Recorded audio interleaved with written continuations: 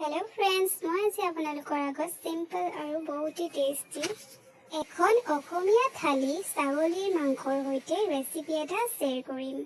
মই এখন আলু ভাজি বনাম।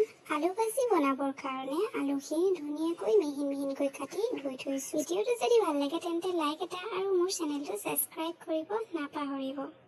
এতিয়া বনাওঁ আহক। প্ৰথমত মই পিঁয়াজখিনি কাটি লৈছোঁ মিহিকৈ, নহৰু কেইফুটামান, নিমখ, হালধি গুড়ি আৰু শুকান জলকীয়া দুটামান লৈছোঁ।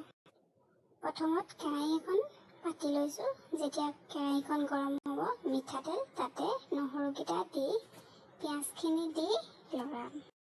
নহৰু দিলে আমাৰ গোন্ধটো খুবেই ভাল লাগে। আপোনালোকে এনেকৈ ট্ৰাই কৰি চাব। আলুখিনি দি গোটেই বস্তুখিনি দি দিব, নিমখ সোৱাদ অনুযায়ী দিব আৰু পানী নিদিয়াকৈ কাপত সিজাব।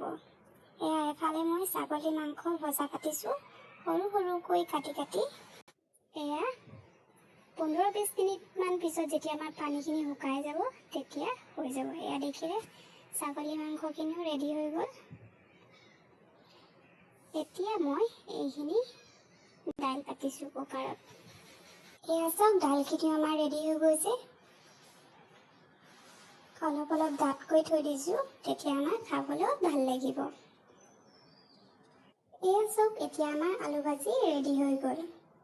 দেখিলে এতিয়া আমি থালিখন সজাই লওঁ আহক। এইখন দেখিলে আমাৰ থালিখন ৰেডি হৈ গ'ল। এয়া আলু ভাজি, ছাগলী মাংস ভজা, নেমু টেঙা, দাইল, পিঁয়াজ, তিয়ঁহ দুচকলমান। দেখিছে? আপোনালোকে ভিডিঅ'টো লাইক কৰিব নাপাহৰিব।